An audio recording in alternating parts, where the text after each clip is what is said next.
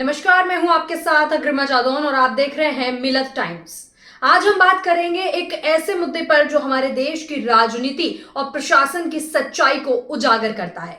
हम चर्चा करेंगे छतरपुर मध्य प्रदेश के शहजाद अली के बारे में, जिन्हें भाजपा सरकार के इशारों पर निशाना बनाया गया है। जी हां, क्या ये सिर्फ कानून का पालन था या फिर इसके पीछे कोई और खेल चल रहा है? आइए जानते हैं इस पूरे मामले की सच्चाई। सबसे पहले आपको ये बता देते हैं कि शहजाद अली एक आम नागरिक नहीं है जिसकी जिंदगी को अचानक से तहस नहस कर दिया गया हो। पहले भी ऐसे लोगों की जिंदगियों को और भी ज्यादा तहस नहस किया गया है। शहजाद अली पर जो आरोप लगाए गए हैं वो केवल राजनीतिक प्रतिशोध का हिस्सा हो सकते हैं। ये कोई पहली बार नहीं है कि भाजपा सरकार ने अपने विरोधियों को दबाने के लिए ऐसे कदम उठाए हों। शहजाद अली का मामला कोई साधारण कानूनी कार्यवाही नहीं है। ये साफ दिखाई देता है कि भाजपा सरकार ने उन्हें निशाना बनाने के लिए अपनी ताकत का गलत इस्तेमाल किया है। शहजाद अली का 2 मंजिला बंगला, जिसे प्रशासन ने ध्वस्त किया, वैध दस्तावेजों के साथ बनाया गया था और वो उनकी कड़ी मेहनत का परिणाम था, ऐसा उनका कहना है। बावजूद इसके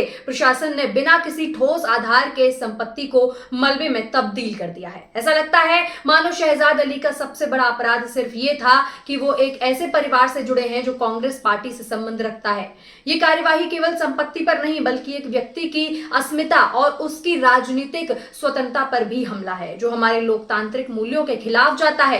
केवल यही नहीं बल्कि शहजाद अली का मामला न केवल राजनीतिक प्रतिशोध का बल्कि धार्मिक भेदभाव का भी प्रतीक है। भाजपा सरकार का मुस्लिम समुदाय के प्रति जो रवैया रहता है वो किसी से छिपा नहीं है। शहजाद अली का मुसलमान होना भी इस कार्यवाही के पीछे एक बड़ा कारण बन सकता है। इस सरकार के कार्यकाल में कई ऐसे मामले सामने आए हैं जहां मुसलमानों को निशाना बनाया गया है और इस घटना ने इस धारणा को और भी ज्यादा मजबूत कर दिया है। प्रशासन ने जिस तरह से शहजाद अली और उनके परिवार की संपत्तियों को ध्वस्त किया, वो केवल कानून का पालन नहीं बल्कि मुसलमानों के खिलाफ चल रही एक सुनियोजित मुहिम का हिस्सा लगता है। ये सरकार बार बार ये साबित करती आई है कि वो मुसलमानों के खिलाफ कठोर कदम उठाने से नहीं हिचकिचाती। इससे ये सवाल उठता है कि क्या हमारे देश में धर्म के आधार पर इस तरह का भेदभाव और उत्पीड़न सही है?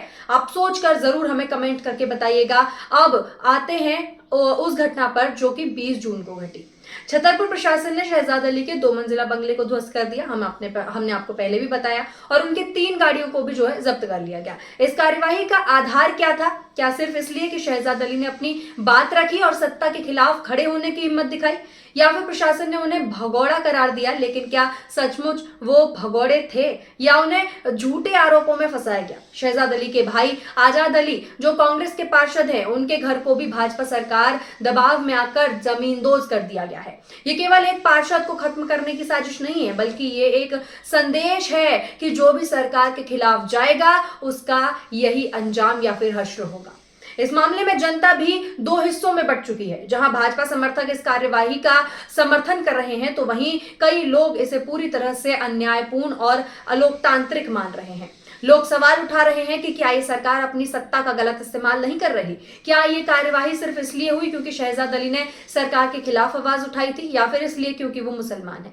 इस मामले का आगे क्या परिणाम होगा ये तो समय ही बताएगा, लेकिन एक बात साफ है कि ये कार्यवाही केवल कानून का पालन नहीं थी, ये एक सोची समझी साजिश थी जो भाजपा सरकार के राजनीतिक प्रतिशोध को दिखाती है और दर्शाती है। शहजाद अली और उनके परिवार के खिलाफ ये कदम भाजपा की तानाशाही और उनके विरोधियों को दबाने की नीति का हिस्सा भी हो सकता है। तो दोस्तों, आपको क्या लगता है कि क्या ये भाजपा सरकार की तानाशाही का नतीजा है या फिर एक कानूनी कार्यवाही? अपने विचार हमें कमेंट में जरूर बताएं। इस तरह की और भी कई खबरों के लिए हमारे चैनल मिलत टाइम्स को सब्सक्राइब कर लें। धन्यवाद।